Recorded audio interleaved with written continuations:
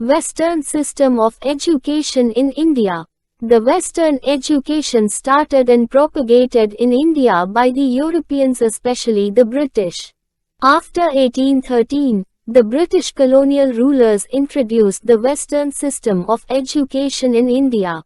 The introduction of Western education was an event of great historical significance for the emergence of an education policy in India. The pioneering work in the field of education under the British was done by missionaries.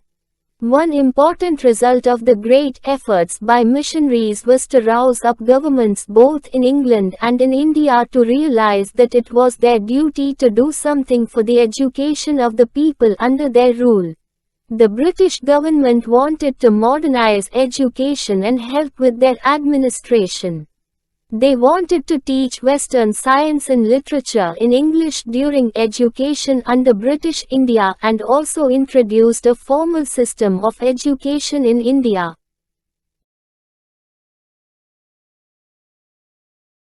Orientalist-Anglicist controversy. The Orientalist-Anglicist debate arose from disagreements within the British East India Company about the type of education that should be provided to local Indians. Orientalists, led by Dr. H. H. Wilson and H. T. Prinsep, supported vernacular languages such as Sanskrit, Arabic, and Persian are the medium of instruction. On the other hand, the Anglicists led by Charles Trevelyan, Elphinstone advocated the imparting of Western education through the medium of English.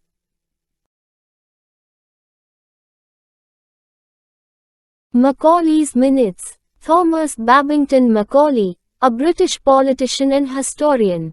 He was charged with resolving a conflict between Orientalists and Anglicists in 1835. He gave his Minute on Indian Education speech on February 2, 1835, in an effort to prove that Indian natives needed to be educated in English. The famous Lord Macaulay's Minute resolved the conflict in favor of Anglicists. The constrained government funds were to be used only for the English language instruction of Western sciences and literature. He wanted to build a tribe of Indians that would defend and advance British interests. Indian by blood and color, but English by likes, beliefs, morality, and intellect. According to Lord Macaulay, Indian learning was inferior to European learning. He didn't think highly of Indian and Oriental literature and believed Western science was better. He once said that a single shelf of a good European library was worth more than all the literature of India and Arabia combined. Macaulay Minute Objectives. Spending only on Western education. Macaulay recommended to the government, should fund only to the Western education and not any other type of education. College closure. He pushed for the closure of all universities that only offered courses in Eastern philosophy. Downward filtration theory. He also argued that just a small number of Indians should receive government education. These Indians would then instruct the rest of the populace. The downward filtering policy is what is meant by this. Indian by blood and British by taste. He wanted to cultivate a group of Indians who could support and uphold British interests. This group would be Indian by blood and color, but English by likes, beliefs, morality, and intellect. The main ideas from his recommendations. The government should use resources to teach Western science and literature in English only. English should be the language used for teaching in schools and colleges. More schools and colleges should be established at the district level, but elementary schools were not given much attention. The British decided to educate a selected group of upper and middle class Indians who would help communicate Western education to the wider population.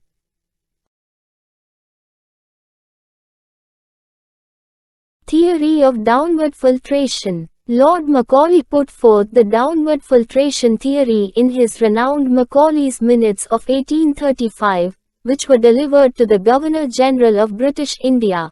The difficulty British India encountered implementing the new educational system was addressed by the downward filtration theory.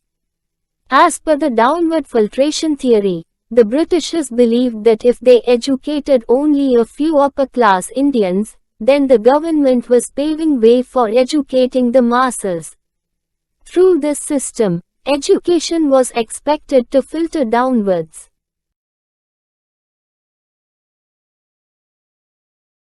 Wood's Dispatch of 1854. Charles Wood was the president of the Board of Control, introduced through Pitt's India Act, 1784, of English East India Company. He had also been the Secretary of the State of India. He had a great impact on disseminating education in India. Wood's Dispatch, also known as the Magna Carta of English education in India, was a big plan for education in 1854. It asked the government to take responsibility for education and suggested giving grants to encourage private investment in education. Features of Wood's Dispatch. As the Wood's Dispatch promoted education rejecting the downward filtration theory, aspirants should know all the spheres where the dispatch had an impact on. Primary education. Vernacular languages were to be promoted. Education department was to set up in every province. At least one government school be opened in every district. Systematic method of education. Higher education. Universities on the model of the London University be established in big cities like Bombay, Madras and Calcutta. Systematic method of education. Women's education. Promoted female education on all levels. Hierarchy in education was systemized. Primary schools in villages, bottom. Anglo-vernacular high schools. Affiliated colleges at district level. Affiliating universities in the presidency towns. English education. English was made the medium of instruction for higher studies. Vernacular education. Vernacular languages, spoken by the common masses, to be promoted at primary level. Teachers training. Promotion and stress on teachers training at all levels. Secular education to be promoted. Grants in aid to encourage private enterprise.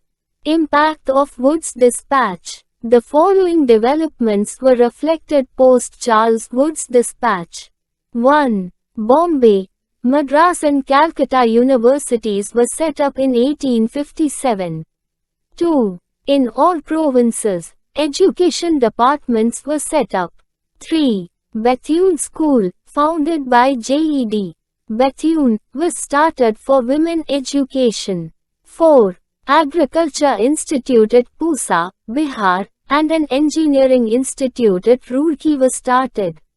5. British India witnessed rapid westernization of education system with European headmasters and principals in schools and colleges.